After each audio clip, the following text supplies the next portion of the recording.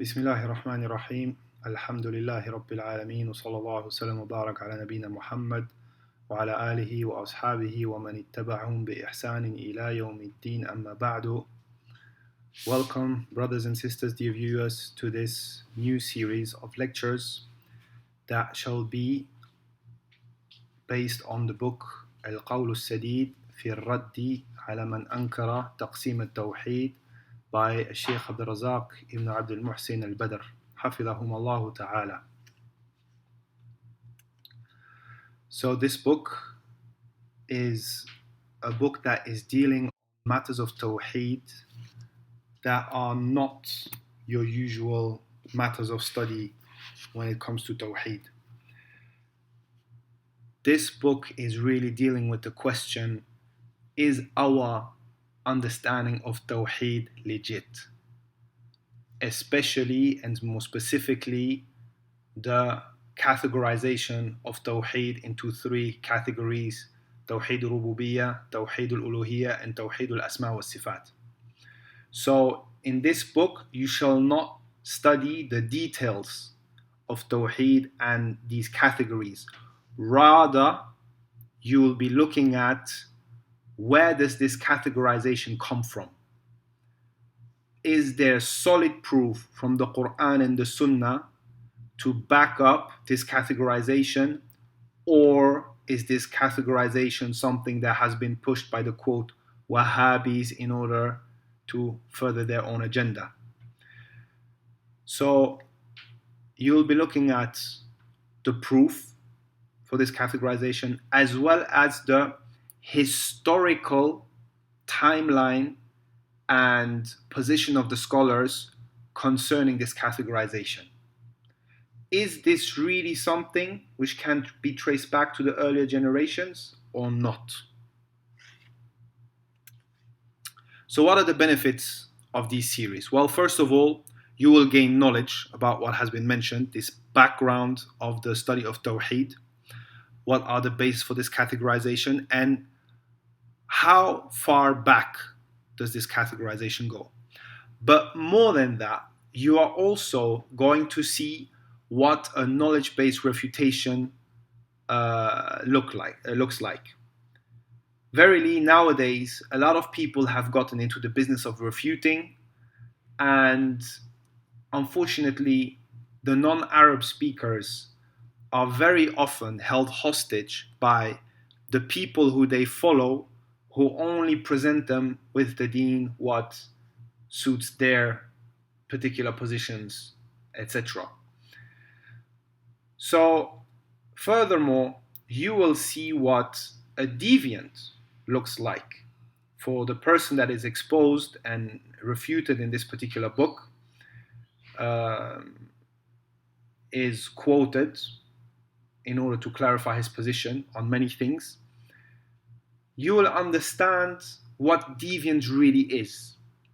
Is deviance something where an individual is on the whole upon the path of Ahlul Sunnah wal Jama'ah, like the three generations, the three golden generations were?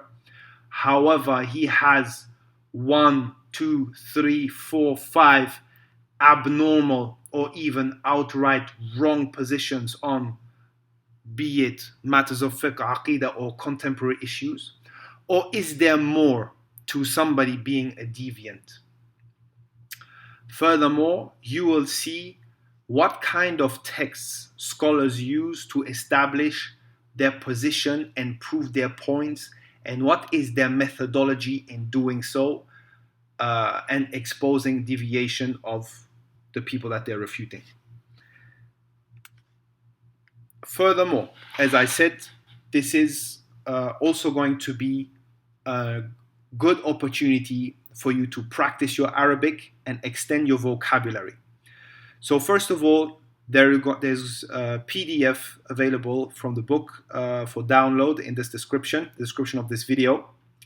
Furthermore, there are vocabulary files for the lesson.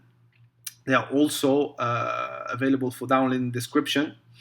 And there shall be videos before each lesson that will explain the vocabulary of the upcoming lesson. So the vocabulary file looks like this, right? You have a chunk of vocabulary that I have selected for you for the first lesson, another one for the second lesson, etc. So the way I have organized it is that I have chosen a word that is key to understand the sentence or the idea that's being conveyed, and I have placed it into the sarf breakdown of its particular scale. Now the word that is in the book is highlighted in yellow, and here you have all the information surrounding the word that enables you to understand how the word is used. If you are not familiar with sarf, I ask you to please go back to a series that I made recently that is called Basic Sarf, that is on this channel. This is, as you can see here, is a very short series. It's only six classes that are fairly short. It's going to just take like just over an hour and a half. And you can actually stop at lesson 5 if you want. This one here is about dictionaries. This will give you all the background knowledge in order to be able to use this table. So the videos presenting the vocabulary shall be released every week on Tuesdays, and the lesson shall be released on Fridays. So how to benefit? First of all, watch the vocabulary presentation and take notes. Print out the worksheet and take notes on the explanation that I'm giving on each word. Secondly, revise the vocabulary table sufficiently before watching the class. Follow the class either with a copy of the book, if you can get hold of it, or a printout of the PDF. While following, highlight important words, highlight important sentences, and after the class, do the effort to write out these important sentences and do the effort to memorize them, right? Don't memorize them long term. Just do the effort to be able to kind of recite the sentence just for a day or two, and then you can let it go. This very simple exercise is going to have an impact of making this knowledge go deeper in your mind. You will memorize far more vocabulary, you'll remember far more vocabulary, and you will get used to using that vocabulary in a proper linguistic structure. Then, absolute key is for you to be patient. Dedicate about an hour and a half weekly to this class by doing what we have explained previously, and take the commitment to yourself to do the work properly and then keep it up. Please understand that nowadays confusion and noise has filled the dunya wherever you are. People are extraordinarily confused because everywhere people are calling to everything and arguing about everything, and it's extremely hard for most people to make the difference between what is correct and what is incorrect. Now, on the one hand, the noise is to blame and the people that are causing the noise are to blame. However, on the other hand, every one of us is also to blame for his own or her own shortcomings and making the efforts of studying the fundamentals of the deen correctly, because verily most of that noise out there does not reach the level of complexity where a person can't make the difference. The reality goes back that nowadays we have gotten into a dynamic of, instead of spending time with the classic books of Islam, the classic books like Tafsir ibn Kathir, Usul al-Sunnah from Imam Ahmad, Riyad al-Salihin by Imam al-Nawawi, etc. Rather than spending time on these books, reading them over again, and of course, above everything, reading the Quran and meditating on the Quran, we have gotten into a dynamic of watching YouTube, watching debates, watching polemic. Even if some people don't watch polemic or debates they watch interviews, they watch all kind of stuff that is a form of, we could call it, non-harmful entertainment.